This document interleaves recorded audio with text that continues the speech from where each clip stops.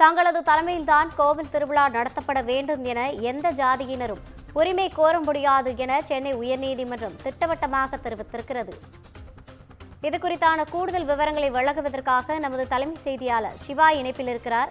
வணக்கம் சிவா, கூடுதல் விவரங்கள். ரவினா, தங்கள் தலைமையில்தான் கோவில் திருவிழா நடத்தப்பட வேண்டும் என எந்த சாதியினரும் உரிமை கோர முடியாது என சென்னை உயர்நீதிமன்றம் திட்டவட்டமாக தெரிவித்திருக்கிறது. நாமக்கல் மாவட்டம் பரமத்தி வேலூரை அடுத்த ஜமீன் இளம்பிள்ளை என்னும் இடத்தில் உள்ள மகா மாரியம்மன் கோயில் மாசி திருவிழா நடத்த கோரி பாரத் என்பவர் சென்னை உயர்நீதிமன்றத்தில் ஒரு வழக்கை தாக்கல் செய்தார்.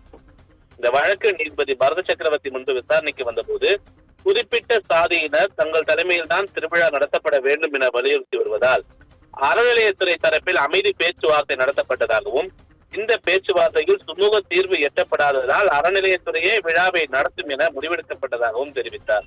ஆண்டுதோறும் அமைதி பேச்சு நடத்தப்பட்டு திருவிழா நடத்தப்படுவதாக தெரிவிக்கப்பட்ட நிலையில இருதரப்பு வாதங்களையும் கேட்ட நீதிபதி, சாதி என்பது மதமல்ல, எனவே ஏற்கனவே உயர்நீதிமன்றம் தெரிவித்துள்ளதை சுட்டிக்காட்டி திருவிழாவில் பங்கேற்க ஒவ்வொரு பிரிவினருக்கும் உரிமை இருக்கிறது, அதை மற்ற பிரிவினர் தடுக்கக்கூடாது என நீதிபதி குறிப்பிட்டிருந்தார். ஒவ்வொரு ஆண்டும் அமைதி பேச்சு நடத்த வேண்டிய அவசியம் இல்லை என தெரிவித்த நீதிபதி, அறநிலையத்துறை அதிகாரிகள் திருவிழாவை நடத்த வேண்டும் என்று உத்தரவு பிறப்பித்திருக்கிறார்.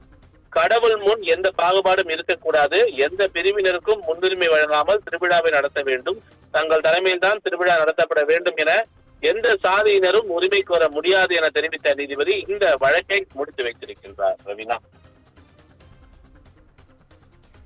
கூடுதல் விவரங்களை வழங்கியமைக்காக நன்றி சிவா.